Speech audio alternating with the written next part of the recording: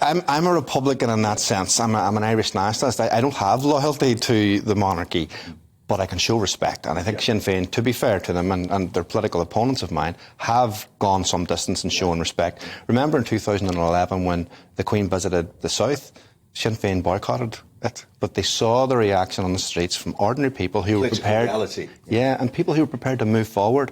And then what the Queen did and how she behaved, I think, forced them to take a different stance, and that's been for the good.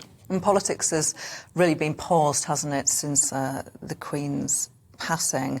This would have been a big week in Northern Ireland. Thursday the 15th was the end of the grace period for post-Brexit trading.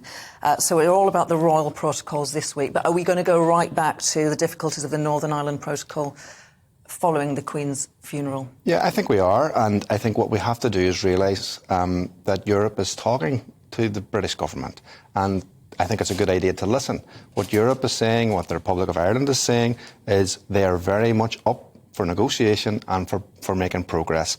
I know, having spoken to Šefčovič many times, I know the Taoiseach very well, I know what's in the minds of Europe and the Republic of Ireland. They want a deal, they want this problem to be resolved. And I think if the British Prime Minister, the new British Prime Minister, wants to be able to move beyond all of this, you get in a room. That's the key, isn't it? I mean, the indications are that, she may want to play hardball, but do you think she may reassess that, given what as David Starkey says, the conversations that go on behind the scenes at these various events? Well, my advice to her, my political advice would be to do that, because otherwise this is going to not go away, and it's going to hang around for a long time. Fester. This is a Prime Minister who is going to have an election in the next couple of years. They need to get the barnacles off the boat, as somebody else once said. And I think this is a good opportunity to just get on with it. The only outcome, frankly, of the legislation that she brought in as Foreign Secretary actually being triggered will be a trade war with Europe. And, I mean, prices are high enough without us getting into a trade war. I don't know any Prime Minister who'd want to go into an election with prices being even higher than they need to be. Given the problems we've got. And just to go back to what happens in Parliament tomorrow, of course, goodness knows how many people, a lot of people will be making the journey to pay their respects. Of course, it's your place of work, and it's 650 members of Parliament's place of work. Have you been told how you can pay your respects? I'm assuming you don't have to join a queue.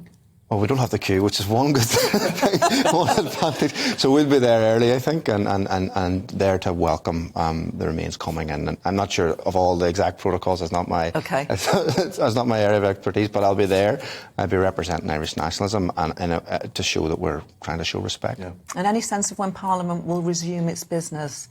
Can you give us any inside story on that? Of course, it's not going to happen before Monday. Of course, Monday is dedicated to the Queen's funeral. Do you think we'll be back next week? I tried to get this out of Penny Mordaunt yesterday at the reception after the event, but I think we will meet sometime next week, because they'll have to do a mini budget, I think, in order to deal with some of this energy stuff. We know the crisis that's out there. I mean, I have my own particular views on that legislation, but we need to get in and get on with it, and I think the government will want to do that as early as possible.